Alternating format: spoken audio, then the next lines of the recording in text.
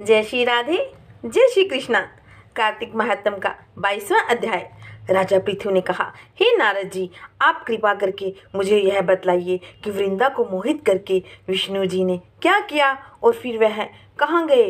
और सब देवता स्तुति करके मौन हो गए। तो भगवान शंकर ने प्रसन्न होकर देवताओं से कहा कि हे ब्रह्मा, देवताओं, जलंधर तो मेरा ही अंश था।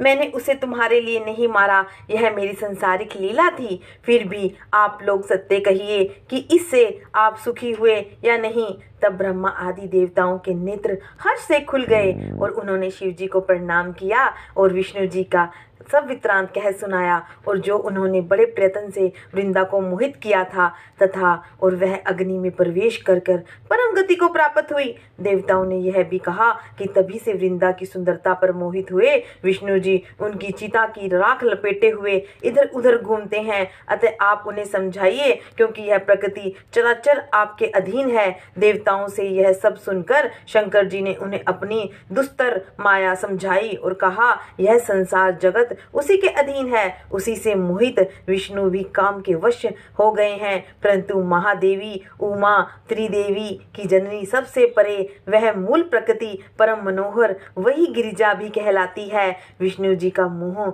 दूर करने के लिए आप सब उसकी शरण में जाइए। यदि वह प्रसन्न हो जाएगी तो आपका सब काम हो जाएगा।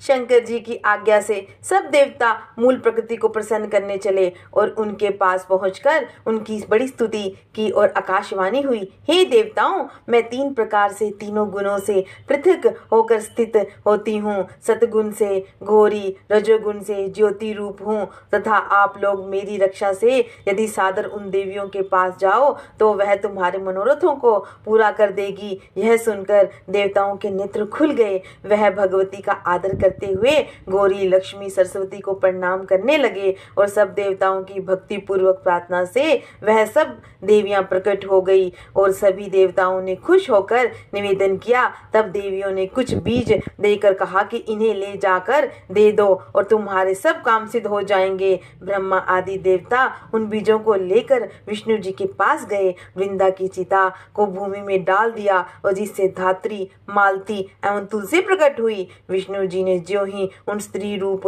वाली वनस्पतियों को देखकर तो वह उठ बैठे और कामासक्त चित्त से मोहित हो उनसे याचना करने लगे। धात्री व तुलसी ने उनसे प्रीति की तो विष्णु सारा दुख भूलकर देवताओं को नमस्कार कर अपने लोक को चले गए और वह पूर्ववत सुखी हो शंकर जी का स्मरण करने लगे। और यह आख्यान शिव जी की भक्ति देने वाला है।